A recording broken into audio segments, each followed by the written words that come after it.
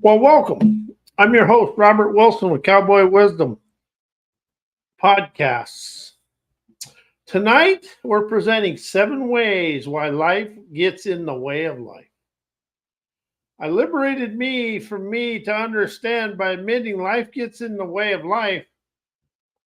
I awakened to understand my limitations, my accomplishments, they're all inside me.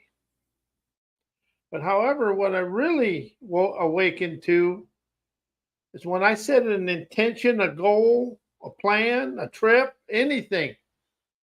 The mischievous universe, my sassy spirit, just life, they're going to put things in my way to see whether I really want to go on this vacation or if I'm going to get mad and quit and go away. That's about what it does with everything in life. Life gets in the way of life to stop us. And it's our habits, viewpoints, opinions, beliefs, and that perfection program. I planned it. It's got to go just this way. If it don't go this way, I can't do it. And that's the biggest lie we've ever lived. Life is unrehearsed, uneducated, unexplained adventures. And once we set an intention or a goal or an outcome, we have to rise out of our current situation to the liminal landscape of that goal or intention. But however, we try to live and go set the intentions and the knowing and everything. It's what we've always done and everything we thought and known from the outside world. An intention is intuition, naturally tantalizing, enterprising, nirvana, tantalizing, innovative, omnific nous. An intention is an awakening. Chaos is an awakening. Something I really opened up to is chaos, adversity, controversy, challenges. They're all awakenings. But however, we've been taught, we taught ourselves, oh my God, the world's against me because this is doing this. No. See, the universe, your spirit, intuition, they understand you encompass a sleek, unique talent to rise out of everything. But however, today, we like playing the victim and staying in our drama, trauma, pity me, blather, staying in the same blathering BS, keeping us distressed. Do you realize all the stress in your life is from your thinking, knowing, and your subconscious frozen in time representations? All the crap we put ourselves through is done internally. It's put, the buttons are pushed from the outside world. However, it's our inner landscape is where everything hides. And that's something I've really awakened to is we use drama, trauma, what other people tell us to limit ourselves so we stay into the representations of everything that's always happened to us. That is why life gets in the way of life. Because as soon as you set an intention, the mischievous universe and all the invisible sources in the universe and inside you, oh yeah, we got us a game on. And they want to see whether you're a gamer or a shamer. Doesn't matter to them. They just want to see if you rise and shine or dive and stifle yourself. And I'm going to tell you this, I can stifle myself well. Going through the shell of hell into my well of wimpy? Oh, hell yes, I've done that.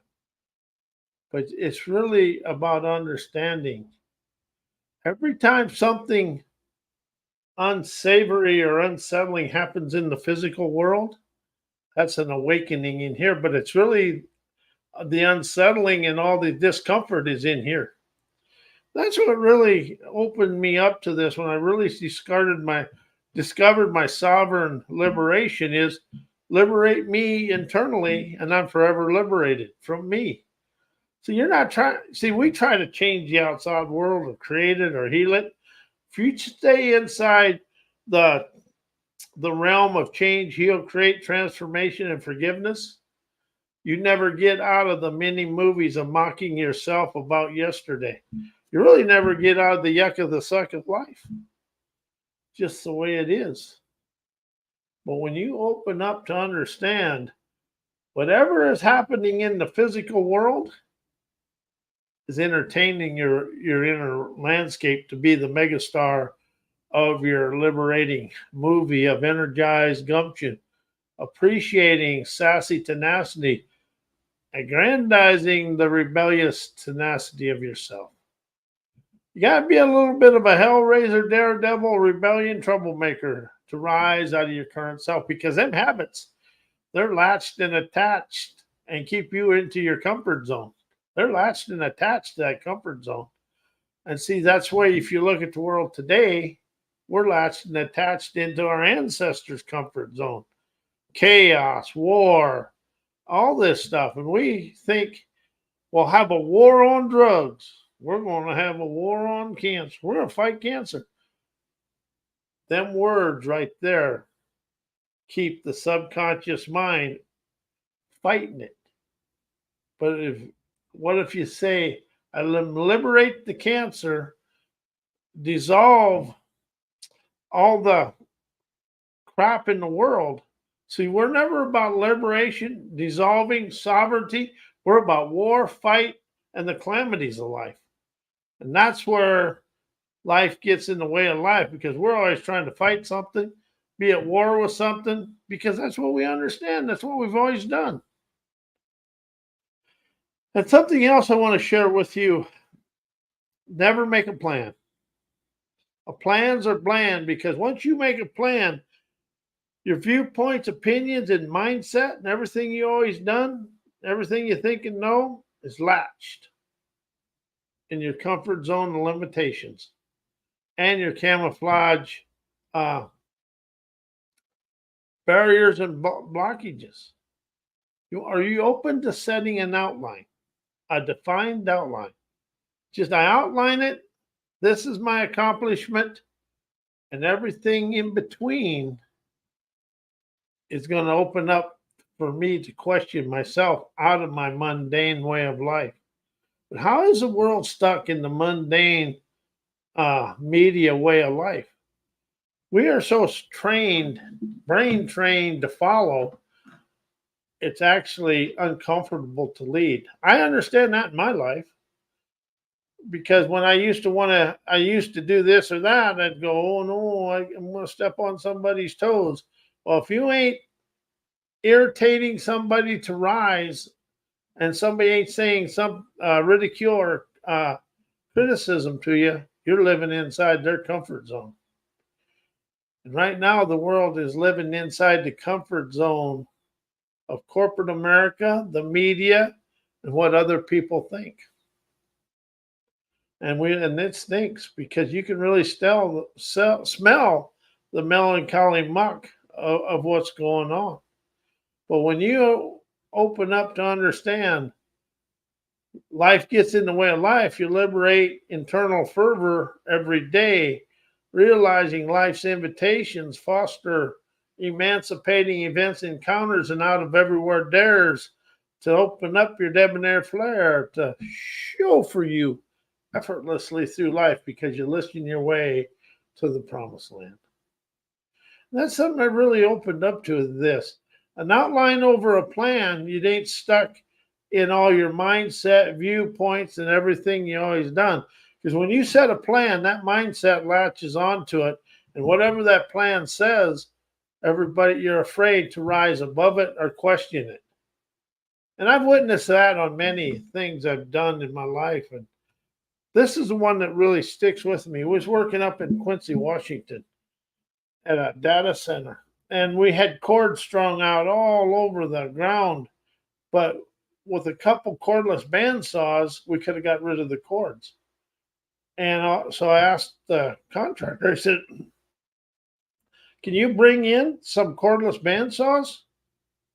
And I was asking for some big 4.5 inch deep throat cut band posts. They got a throat on like this. He said they don't make them.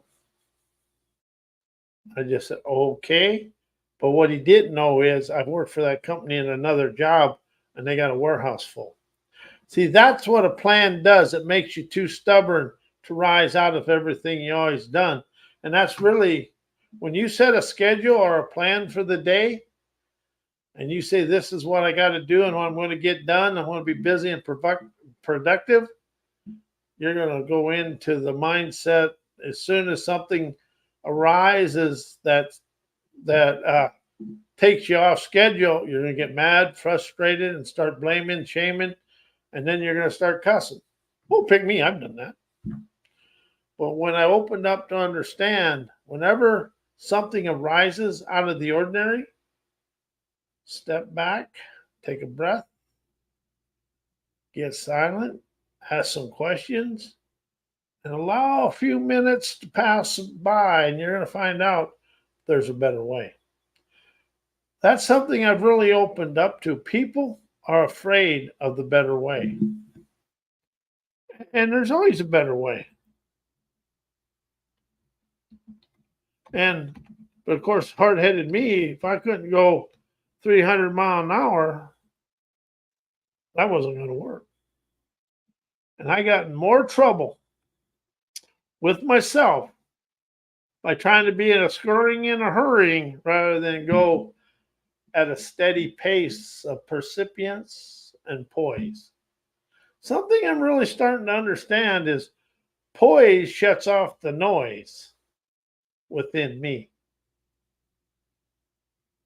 And when the world or the whatever that is out there, the invisible landscape puts up a roadblock, it's for you to slow down.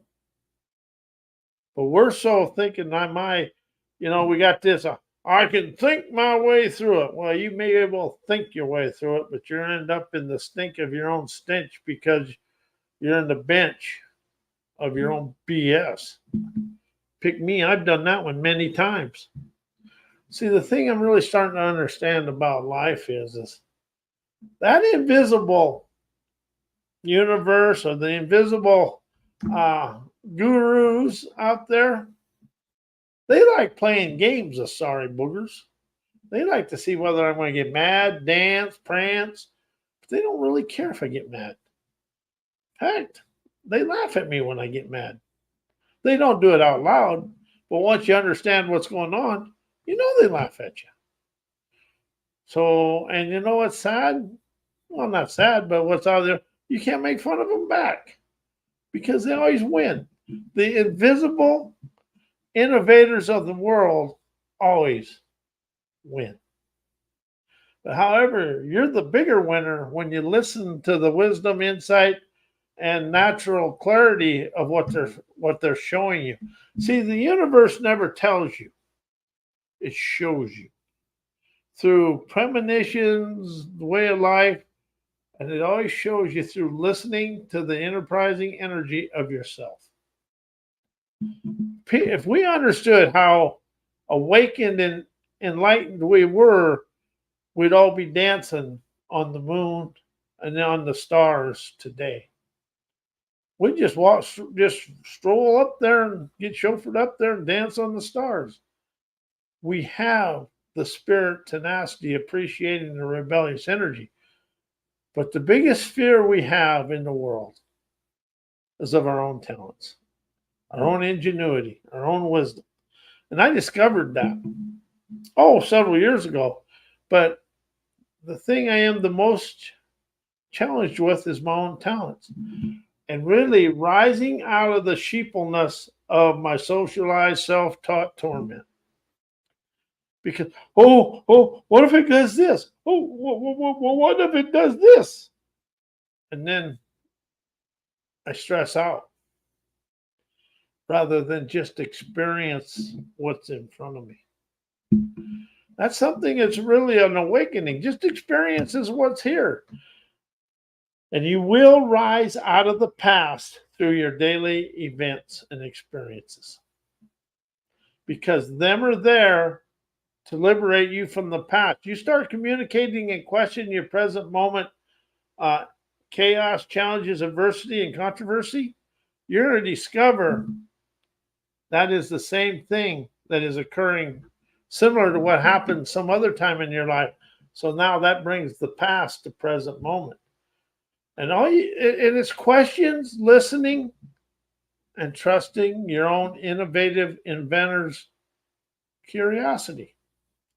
Life is actually a curiosity with an audacity to enjoy the adventure. That is where I rose out of life. That's where I really learned to understand life gets in the way of life. You can set all the goals you want, the smart goals, but there's still going to be events in there that show up to liberate you out of your current thinking and knowing. And that's where the world has a challenge, is rising out of their current thinking and knowing. We've been in the same thinking and knowing since our ancestors, since the beginning of time. Yeah, we got some education, we got some medicine, and we got computers, but are the computers really rising us out of where we was? And see, can we communicate as good as we used to if we did in the past? No. Now you don't have to talk to nobody, and you can just say whatever you want because they may be 3,000 miles away.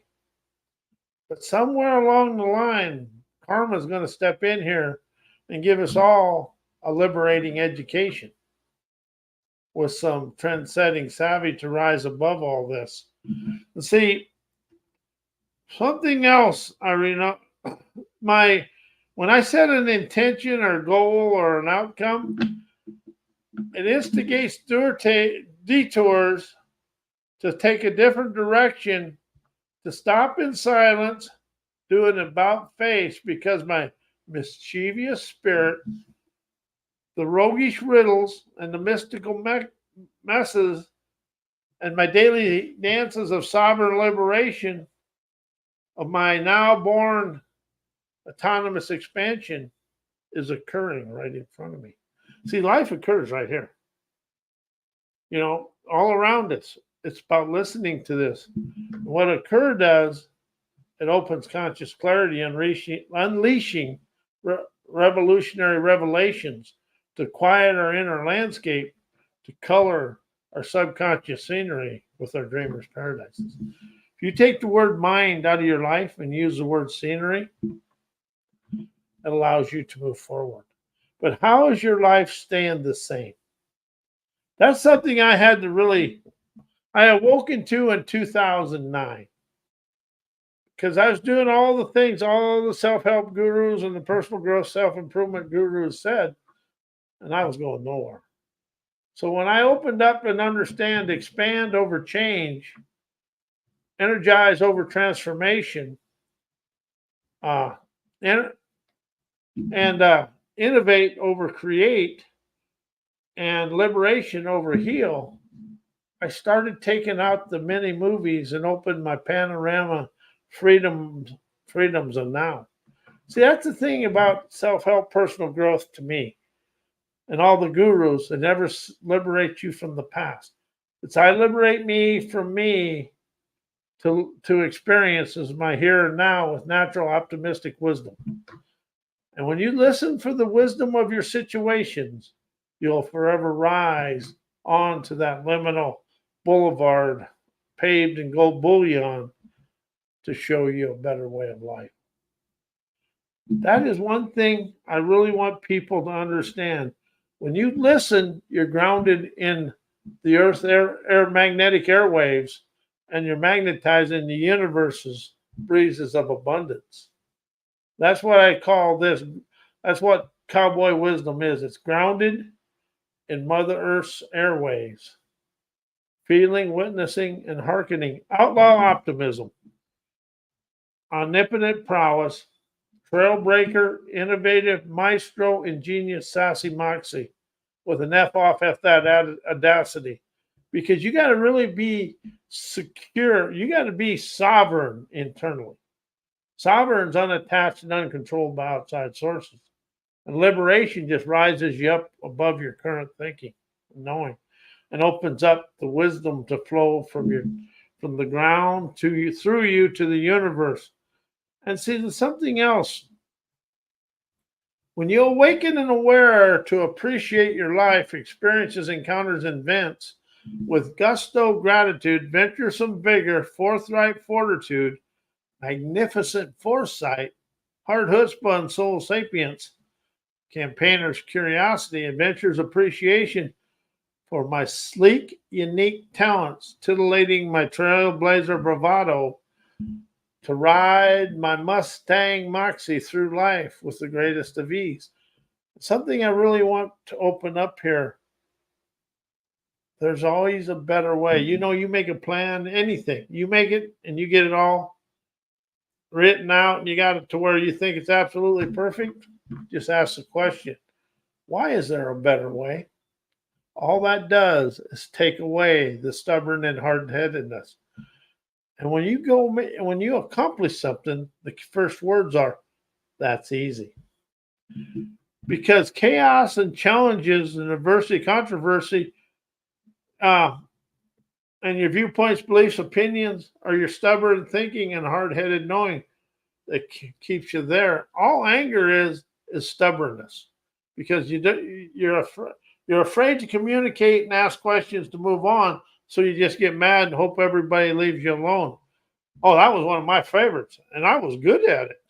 So I let fly my risk taker's tenacity to appreciate, awaken to my individualized experiences with an enterprising prowess, to witness, listen, and observe my experiences through daredevilry. That way, I took out my stubborn and hard-headedness, and I made life a campaigner's curiosity. But life will get in the way of life. As soon as you decide, set an intention or something you want to do, the invisible inventors of the universe, but I call them my adventurous agitators.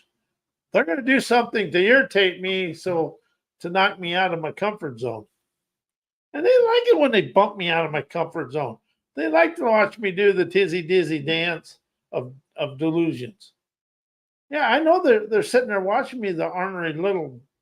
Oh, if you could just get your hands on them. But it isn't so bad. You can't get your hands on them, but you can hear them laughing at me. That's what rocks. But when it all said and done, I wouldn't have it any other way. They play with my stubbornness and hard-headedness, showing me the way to my promised land. I want to thank you. I am Robert A. Wilson with Cowboy Wisdom Hypnoacuity. And hypnoacuity is hypnotherapy, but it takes you out of the addiction of therapy and allows you to see a vision, listen, and question your way through life. Thank you, and we'll see you tomorrow night with Rainbow Gold. I am Rainbow Gold. Thank you, and good night.